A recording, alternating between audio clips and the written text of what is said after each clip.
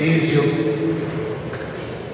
aos festeiros, noveneiros, diretoria do Conselho Paroquial, ao coral, a todos os aqui presentes. Quero rezar hoje nesta missa por todas as pessoas que do meu tempo para cá já partiram para a casa do Pai, por tantos outros que estão doentes. Antes de vir aqui, passei ainda correndo na UTI da PUC, onde está muito mal Luiz Brandalize, que foi festeiro aqui, que foi comendador aqui, os filhos participaram do CNJ, está muito mal, e eu disse para a família que nós rezaríamos também por ele hoje de noite. Enfim, queridos irmãos, queridas irmãs, é muito bom voltar para cá. Primeiro amor a gente nunca esquece, e aqui foram 15 anos de intensa atividade. Como eu estou? Eu estou muito bem, estou feliz, trabalho bastante, além de ser vigário-geral, também sou econômico, e tratar de dinheiro nunca é fácil. 380 comunidades, 30 paróquias, 3 seminários, a própria Cúria. Depois eu sou do Conselho Presbítero, do Colégio de Consultores, sou assistente eclesiástico do Cursilho da Diocese, sou encarregado do setor família, sou assistente espiritual dos seminaristas maiores de Viamão nos 2 últimos anos, e assim por diante. Trabalho não falta.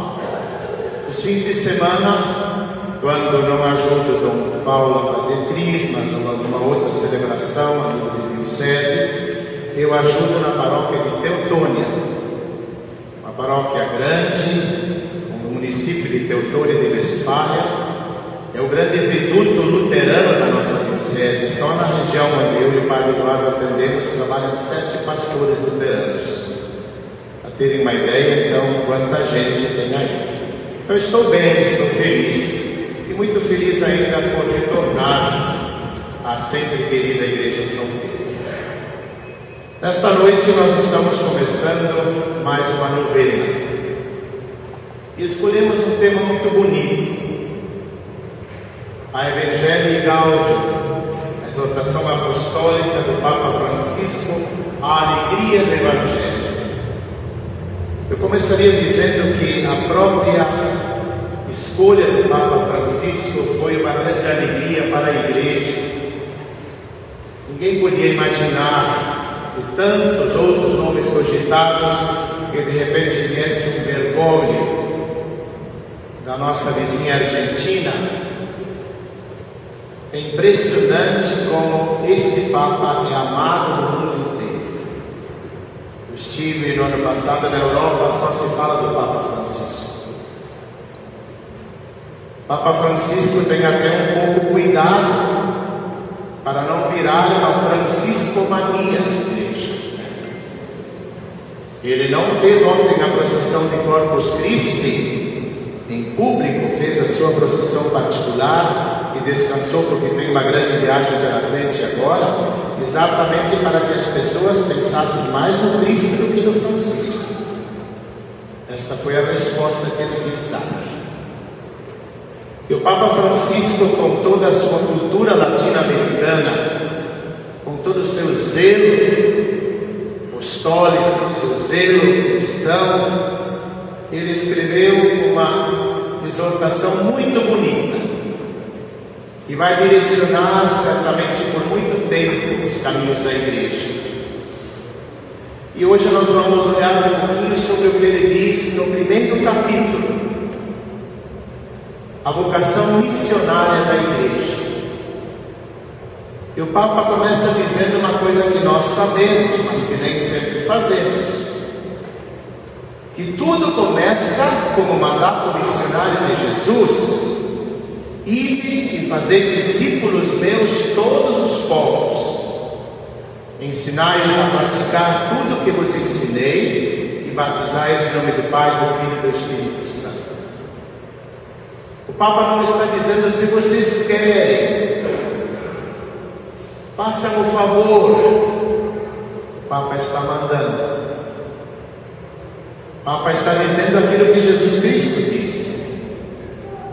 Jesus Cristo muitas vezes disse: se você quer me seguir, vende o que tem, depois vem. Se você quer, você pode vir. Mas quando Jesus fala da missão, ele não usa o verbo se vocês querem. Ele usa o verbo no imperativo, ide. Em outras palavras, está dizendo: estou mandando. Quem quer ser meu seguidor necessariamente precisa ser missionário. E por isso que o documento de Aparecida não separou discípulo e missionário, mas deixou a palavra junta, uma nova definição de cristão. O cristão é um discípulo missionário, porque decorre do batismo. Por isso a gente quase poderia dizer que não evangelizar, não anunciar Jesus é um pecado. Se Jesus manda evangelizar, e se a gente não faz isso, a gente peca. E às vezes a gente se esquece disso. São Paulo, mais tarde, depois de ter compreendido o chamado de Jesus, ele chegou a dizer: ai de mim se eu não evangelizar. Ai de mim se eu não evangelizar. Nós precisamos evangelizar, anunciar o Evangelho em todos os tempos e em todos os lugares. E nós estamos aqui porque alguém nos evangelizou. Alguém nos falou de Jesus, alguém nos falou do Evangelho, senão não estaríamos aqui. E amanhã? E a geração futura? Se nós não falarmos, outros vão falar de outras pessoas, vão fazer outras propostas. E o Papa começa a usar uma expressão muito bonita: a igreja deve estar numa constante saída. E recorda aquilo que a gente talvez já tenha lido tantas vezes, mas não tenha lembrado. Disse para Abraão: sai da tua terra. Disse para Moisés: vai, eu te envio. Disse para Jeremias: irás onde eu te enviar. E diz também para nós: vai, sai para fora, vai falar de Jesus, vai falar do Evangelho. E em seguida o Papa diz que quem sai e evangeliza necessariamente experimenta a alegria.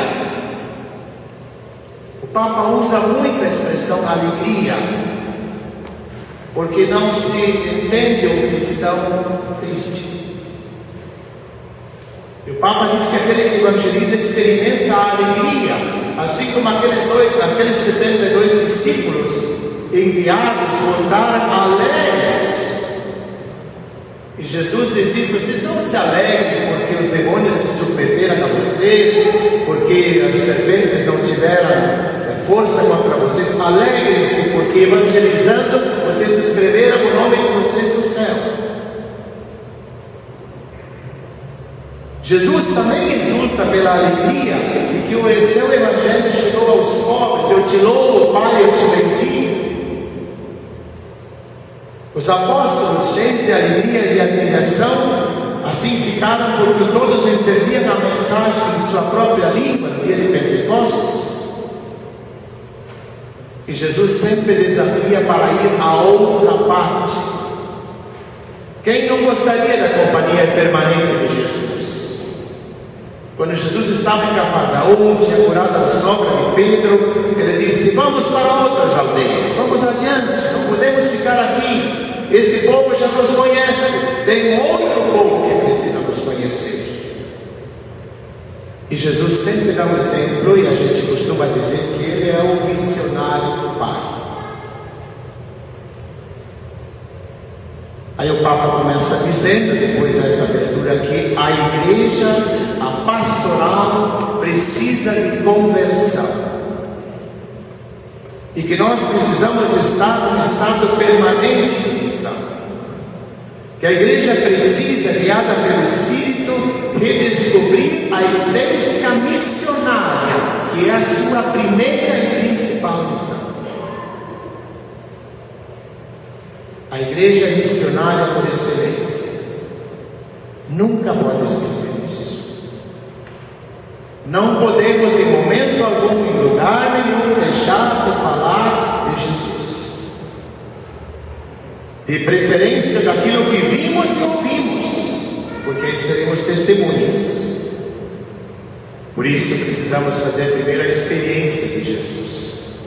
Quem se encontra com Jesus, e quem encontra Jesus não consegue mais ficar quieto, não consegue não falar, não consegue não testemunhar.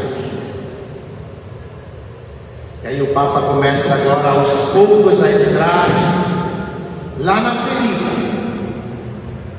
Ele diz que a opção missionária deve ser capaz de transformar tudo: costumes, estilos, horários, linguagem e estrutura. Não vale dizer sempre foi assim.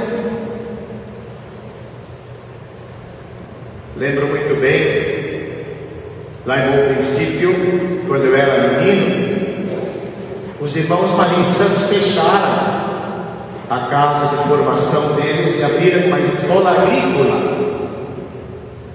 Começaram a vir jovens de todo o Rio Grande do Sul para lá estudar como trabalhar a terra, especialmente filhos de pequenos agricultores. E vinham professores das universidades. E como a minha terra é bem íngreme, o morro para um lado, o morro para o outro lado, lá embaixo a estrada, o arroio e os moradores. Os colonos costumavam colocar aquele arado meio torto assim, de virar a terra e plantar. Cada vez que chovia, toda a terra virada ia para o arroio. O arroio virava um chocolate e ia embora. Aí virava de novo, botava adubo de novo, e vinha outra chuva e levava embora. Aí vieram aqueles professores com aqueles alunos para ensinar aqueles colonos centenários aquilo que vinha vindo de pai para filho, que era importante de vez em quando plantar no meio do morro uma carreira de cana-de-açúcar, ou fazer algumas curvas de nível para coletar a água e levar para o riacho, para uma valeta. Aqueles colonos lá, meus vizinhos e meu pai, diziam assim: esses professores de Porto Alegre vêm nos ensinar essas coisas. Nós trabalhamos aqui toda a vida, mas a terra ia toda própria. E aprenderam. Eles diziam: mas sempre fizemos assim, por que temos que fazer diferente agora? Quebrar paradigmas é uma coisa difícil.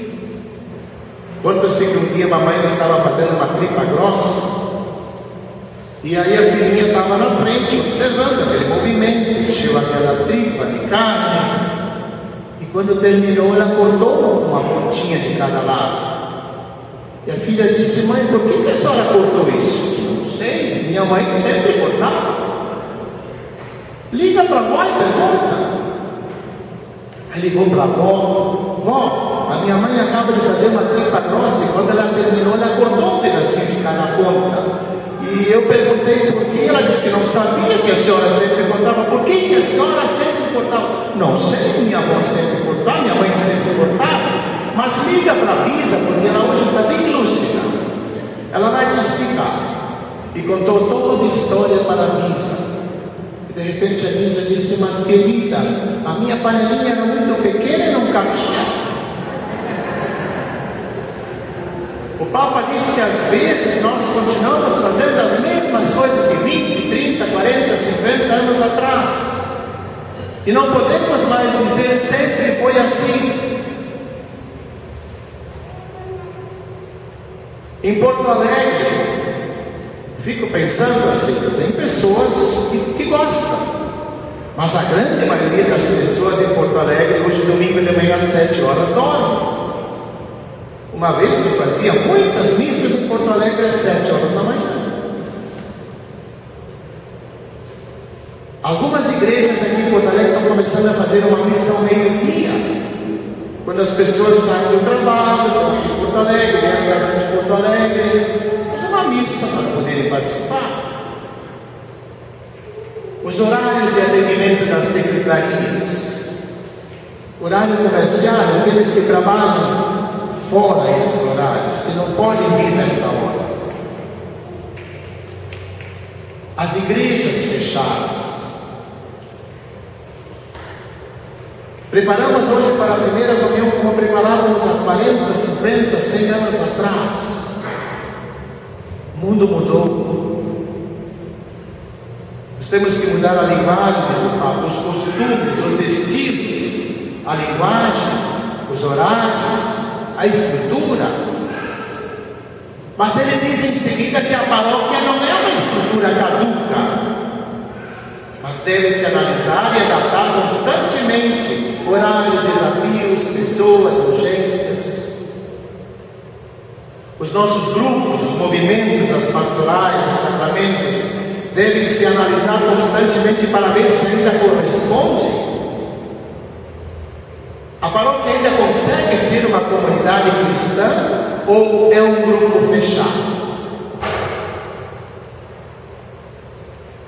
Nós conseguimos sair para evangelizar ou tocamos o sino esperando que venha?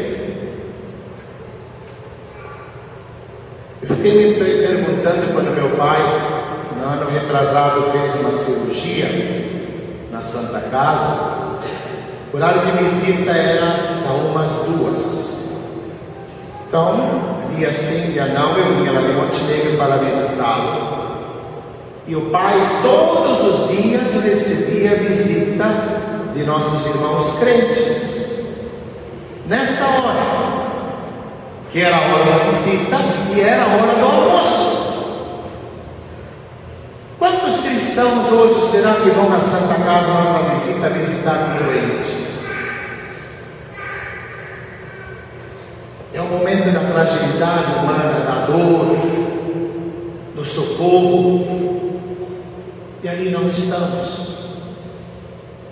Ah, mas temos ministros. Ah, mas tem irmãs no hospital. Quantos irmãos ainda tem no hospital? Meu sobrinho joga futebol profissional. Quando eles saem, eles concentram um dia antes do jogo e vão no motel. Esse Padre Inácio é impressionante. Nós não estamos 10 minutos no hotel, tem alguém nos falando com a Bíblia na mão. Nunca veio um padre, nunca veio um católico. E aí de repente nós nos assustamos com igrejas crescendo, construindo um templo depois do outro, adquirindo televisões, rádios. E nós às vezes lutamos para manter um pobre jornalzinho. E reclamamos, onde é que estão os jovens? Nós não podemos mais pensar que crianças nós evangelizamos sem internet, sem blog, sem WhatsApp, sem não sei o quê. Eu não entendo, mas as crianças entendem. Eles aprendem isso no ventre da mãe. E se nós não falamos do Evangelho nesses momentos e através desses meios, quando chegamos tarde. E o que temos hoje a nível de evangelização? Esses dias participei da reunião da Assembleia Regional da Pastoral Familiar. E aí de repente lá o tema foi a igreja fala do casamento como fase pré-matrimonial, pós-matrimonial em casos especiais. E no pré-matrimonial se fala em evangelização remota, próxima e aceleração. Então se diz que se deve falar de família já no início da vida para as crianças. E alguém disse, mas os jovens não querem mais nada com nada hoje, as crianças não estão nem aí. Não estão nem aí com a nossa linguagem. O nosso meio de falar. Eles falam outra linguagem. E nós podemos usar essa linguagem colocando à disposição de Jesus. Quanta gente hoje se dedica a isso? Poucos. A pastoral da comunicação cristã está sempre um pouco atrás. A essência do anúncio que deve sobressair, diz o Papa, sempre é a beleza do amor salvífico de Deus, manifestada em Jesus Cristo, morto e ressuscitado. Isto não muda nunca. A essência sempre é Jesus morto e ressuscitado. Diz o Papa ainda que o mundo de hoje exige uma linguagem atual, atraente, sem esquecer, no entanto, o aspecto da cruz redentora de Jesus. Não podemos deixar de falar, é o nosso símbolo, é a nossa salvação, é o nosso sinal. O Papa diz que isso exige paciência e misericórdia nas etapas de adesão das pessoas. Um coração missionário também está consciente das limitações das pessoas. Nem todos vão acreditar no primeiro momento, vão aderir no primeiro momento. E às vezes não adianta nós nos colocarmos como os bons, e se não há adesão imediata, dizer assim, não querem nada com nada. O que disse Paulo? Com os judeus fiz com os judeus, com os gregos fiz-me grego, com os fracos fiz-me fraco, fiz-me tudo para todos, para ganhar a todos. Paciência, misericórdia, perseverança. E para terminar este primeiro capítulo, e aí terminamos a nossa reflexão de hoje, o Papa diz algumas coisas muito fortes. A igreja é chamada a ser sempre uma porta aberta, uma casa aberta para todos. Muitos estão caindo à beira do caminho e precisam ser resgatados. Os sacramentos, principalmente a Eucaristia, não são um prêmio para os perfeitos, mas um remédio e alimento para os fracos. Não podemos ser controladores da graça de Deus, mas facilitadores. A igreja não pode ser alfândega, mas casa paterna, um lugar para todos, especialmente para toda espécie de pobres. Então, Deus podia escrever num dos seus livros, ele colocou assim, que o pobre mais pobre é aquele que não tem alegria. Não é só o pobre material. E muitas vezes nós fazemos uma verdadeira alfândega para os que vêm. Isto exige uma mudança de mentalidade de nós padres. E o Papa tem colocado o dedo na ferida. Se alguém está aqui da secretaria, vem alguém da secretaria, eu quero batizar. É casado na igreja? É dizimista? Quantas vezes primeiro nós fazemos uma alfândega, quando o Papa disse, primeiro vamos acolher, depois vamos ver as outras coisas. Mas a secretária acolhe, o padre acolhe, quantos depois dizem, mas olha ali, que escândalo. Minha cunhada, nas missões populares, lá na minha querida Rua das Pedras, lá nos Morros, foi fazer visita de casa em casa, para mostrar Jesus Cristo. E lá pelas tantas ela entra numa casa pequena, um ambiente só, um monte de colchonetas no chão, um fogãozinho a gás meio podre lá no canto, 7 crianças. O pai tinha sumido, de vez em quando mandava dinheiro lá na roça, a maioria nem sabia. E a minha cunhada, com toda a boa vontade, disse assim, mas que bom, puxa vida, estão todos batizados já? Ela disse, não, ninguém. Mas como? Não, eu fui lá na igreja, e aí disseram que eu não sou dizimista, aí não dá. E primeiro eu tenho que colocar minha situação em dia.